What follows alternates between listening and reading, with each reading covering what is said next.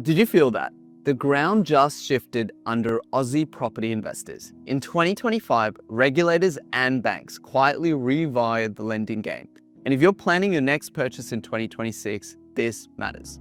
Spoiler, borrowing for that next investment might not be as easy as it was in 2025. I'm AJ, director at Handle Properties. We buy about 4 high-performing investment properties every single week, all over Australia.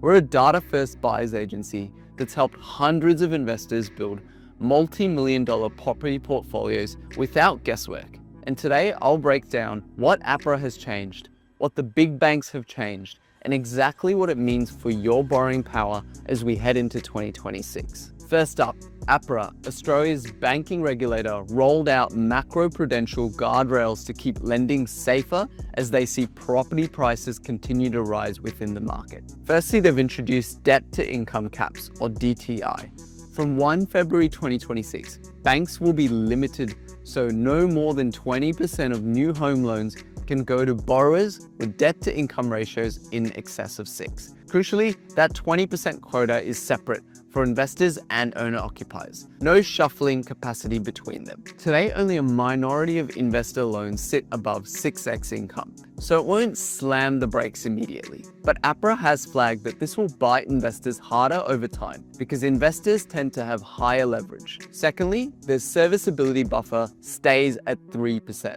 Despite the noise to cut it, APRA kept the 3% buffer. So if your actual rate of interest is 6%, banks will be testing you on a 9% interest rate when working out whether you can borrow. This has been a key handbrake for borrowing power since 2021, and it's still here to stay. Thirdly, APRA is watching to tighten the toolkit. APRA has signaled that if investor lending runs hot, they're prepared to reimpose speed limits. Think caps on interest-only volumes or investor credit growth, like we saw in the late 2010s. Fourthly, they may impose more bank capital for investor loans, which effectively will increase the rate of interest for investors. Under the new capital framework, banks must hold more capital against investors and interest-only loans. This usually translates into more cost of lending for investors, which means that the rate of interest could continue to rise for investor loans versus owner-occupied, to keep the rate of growth of activity a little bit lower. Now, regulators set the guardrails, but banks adjust the road. Banks have also been active with changes as well all across 2025.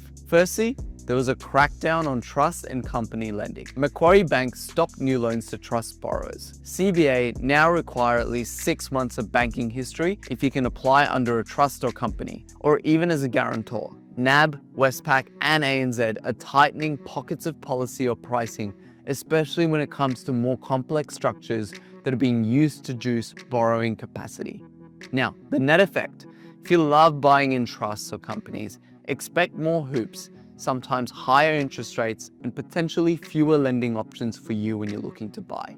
Secondly, the rates narrowed, but they really vary by scenario. With RBA rate cuts, majors have trimmed their rates of interest. One key standout was Westpac, who's aggressively cut the headline investor rates to win more market share over the course of 2025, narrowing the usual premium that investors need to pay over owner-occupied loans. Now, the key takeaway is there are still good deals out there, but if your scenario fits a bank's appetite, then you'll get the most benefit. Serviceability has also changed. As rates have drifted down, assessment rates have dropped a touch, which means borrowing power has nudged up slightly from where it was in 2023, but nowhere near where it was in 2020 or 2021. Also, interest-only and LVR changes have also happened. Interest-only is still available, only up to about 5 years for owner-occupied and up to 10 for investors. But prices are higher, and usually they're scrutinized to a much higher level. Loan-to-value ratios have remained relatively unchanged at 80% to avoid LMI, but now some lenders are offering up to 90% as well. SMSFs haven't really changed that much when it comes to these structures. Now, structuring and pricing just got more competitive in pockets heading into 2026. Capacity, whilst it looks a little bit better, still requires that 3% buffer, with credit policy remaining fairly tight over the next 12 months. Let's now translate this into practical decisions you need to make. Firstly, know your debt to income ratio today. Add up all debts, divide it by your gross annual income, and if you're anywhere near that 6x multiplier, you need to plan ahead. Many banks may slow down or decline lending to you. Options that you could consider is diversifying to non-bank lenders, or even lowering your debt-to-income ratios through restructuring. Secondly, build a bigger buffer than what APRA recommends. Stress test your portfolio, and at least at around that 3 to even 4% interest rate changes, like banks would. Then add cash buffers for the next 6 to 12 months. You need to be resilient if you're going to hold your portfolio over the long run and be able to sleep at night. Thirdly, be strategic with your structures. Trusts and companies aren't dead, but mainstream majors may make them harder to borrow against. If you want to use them, consider them for use cases of asset protection, real estate planning, and SMSFs. And start those lender relationships early and price in extra rates and tighter policy. Otherwise, buying in personal names can keep the credit process much simpler. Fourthly, really consider sequencing your properties for serviceability. 2026 might reward cash flow first and then growth, or vice versa, depending on where your debt-to-income ratios sit. For example, if debt-to-income is tight, favor high-yield purchases to support serviceability, whereas if it's low and income is strong, target higher growth areas given that banks will still continue to lend to you. Fifthly, don't forget to refinance and restructure.